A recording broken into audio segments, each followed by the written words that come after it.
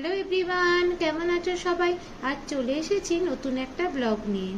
আজকে পল্লব আর দীপেনদা দুজনে মিলে বাজারে গেছিল ভালো মাছ আনার জন্য। ওরা দুজনে মিলে নিয়ে এসেছে কাতলা, ইলিশ, চিংড়ি এইসব। আজকে টাটকা মাছটা এনেছে বলে মণিমাকে বললাম আজকে ইলিশ মাছটা তুমিই করো। মাছটা একটু ছোট ছিল কিন্তু খেতে খুব টেস্টি হয়েছিল। যা পেয়েছি এখানে সেটাই অনেক। এবার আসল কথায় আসে।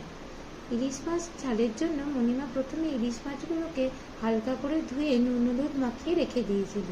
তারপর কড়াইতে দিয়ে দিয়েছিল সর্ষের তেল। তেলেতে আস্তে আস্তে কালো সর্ষে বাটা, নুন, হলুদ, লঙ্কা গুঁড়ি আর জল দিয়ে একটু নেড়েচেড়ে নিয়ে নুন হলুদ মাখানো মাছগুলোকে দিয়ে দিয়েছিল। এবার লাল লাল দেখে কাঁচা লঙ্কা দিয়েছিল। তারপর ঢাকা দিয়ে লো আঁচে মাছটা হতে দিয়েছিল। মাঝে মাঝে ঢাকনা তুলে দেখছিল